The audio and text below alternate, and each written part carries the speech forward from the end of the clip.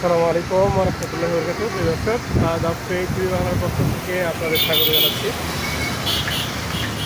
দর্শক, আপনারা জানেন সাম্প্রতিককালে বাংলাদেশে ছাত্র গণ আন্দোলনের মুখে সমস্ত বাংলাদেশে একটা গণবিতরণ হয়েছে। তো এর মাঝে আসলে গাড়ির তেমন ভিডিও দেওয়া সম্ভব হয়নি।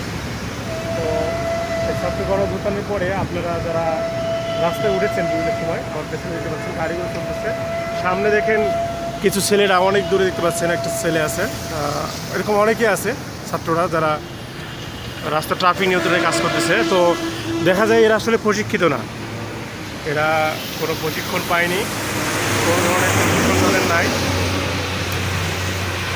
বিধায় অনেক ভুল ত্রুটি হয়। তবে সার্বিকভাবে পুলিশ প্রশাসন বা আইন শৃঙ্খলা রক্ষাকারী বাহিনী তারা অনুপস্থিত, অপ্রশিক্ষিত ছাত্রদের বিরক্ত ফিল করতে পারেন অনেকে, আবার দেখছি অনেকে তাদেরকে সহযোগিতা করছেন।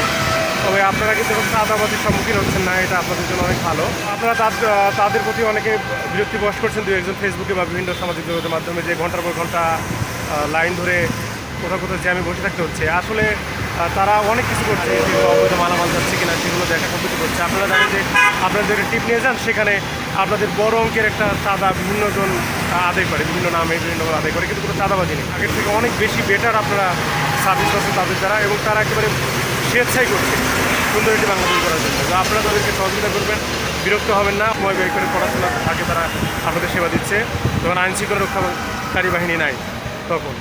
তো তাদেরকে সহযোগিতা করবেন, বিরক্ত হবেন না। আর আপনারা কতটা নিরাপদ বোধ করছেন সেটা তাদের সাথে যোগাযোগ আছে, কমিউনিকেশন আছে। আমি জানি আপনাদের দুঃখের কথা, সেই দুঃখগুলো অনেকটা লাঘব হয়েছে, ইনশাআল্লাহ ভবিষ্যতে আরও লাঘব হবে।